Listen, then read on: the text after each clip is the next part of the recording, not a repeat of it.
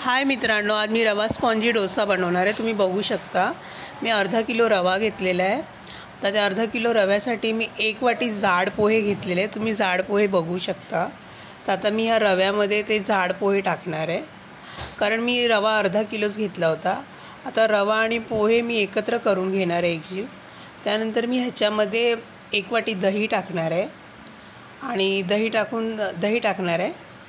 तर दही टाकून झाल्यानंतर मी पुन्हा एकजीव करून घेणार याला आणि याच्यामध्ये थोडं थोडं पाणी टाकणार आहे। मी लगेच पटकन पाणी जास्त नाही टाकायचं, त्याला व्यवस्थित एकजीव करून घेणार आहे। आणि मी याच्यामध्ये काही टाकणार नाही, अगोदर असंच भिजत ठेवणार आहे रवा पाण्यामध्ये। सो मी आता व्यवस्थित हलवून घेते। आता आपलं बॅटर व्यवस्थित झालेलं आहे। आता मी हे 20 मिनिटासाठी झाकून ठेवणार आहे आणि 20 मिनिटं मी झाकून ठेवल्यानंतर तुम्हाला सांगते की मी ह्याच्यामध्ये काही मीठ वगैरे काही टाकलेलं नाही आहे। तर हे मी 20 मिनिटासाठी असंच ठेवून देणार आहे। आता आपले 20 मिनिटं होत आलेले आहे, तुम्ही बघू शकता। आता मी झाकण काढलं आहे, तर आपलं रव्याचं बॅटर व्यवस्थित मुरलं गेलेलं आहे पाण्यामध्ये एकदम छानपैकी। तुम्ही बघू शकता अशा प्रकारे जाड आहे ते। आता सो आता मी हे मिक्सरच्या भांड्यामध्ये वाटून घेणार आहे, काही न टाकता ह्याला फक्त असं वाटून घेणार आहे, पाणी न टाकता। सो आता मी व्यवस्थित एकदम बारीक पेस्ट करून घेणार आहे याची। तर तुम्ही बघू शकता रव्याची एकदम बारीक पेस्ट झालेली आहे। अशा प्रकारे करायची आणि ह्याच्यामध्ये पाणी नाही टाकायचं अजिबात। सो आता मी ह्याच्यामध्ये तुम्ही बघू शकता, आता मी ह्याच्यामध्ये मीठ टाकणार आहे फक्त, आणि मीठ नंतर मी खाण्याचा सोडा टाकणार आहे थोडासा, इनो। तुम्ही खाण्याचा सोडाही घेऊ शकता इनो नसला तर।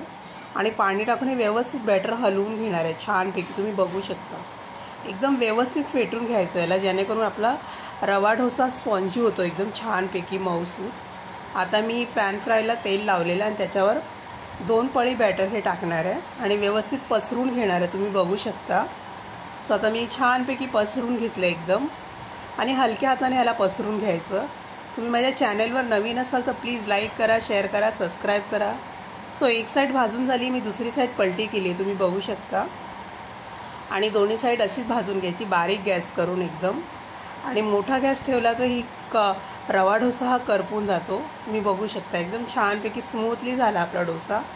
तर आता मी हा रवा डोसा थाळीमध्ये काढून घेणार आहे, बघू शकता। तर आता आपले सर्व डोसे असे झालेले आहेत, तुम्ही बघू शकता सगळे डोसे झालेले आहेत। मी तुम्हाला एक डोसा दाखवते किती स्पॉन्जी झालेला आहे, बघू शकता एकदम मऊ झालेला आहे, एकदम मऊसूत। तुम्ही बघू शकता अशा प्रकारे सगळे डोसे बनवून घेतलेले मी।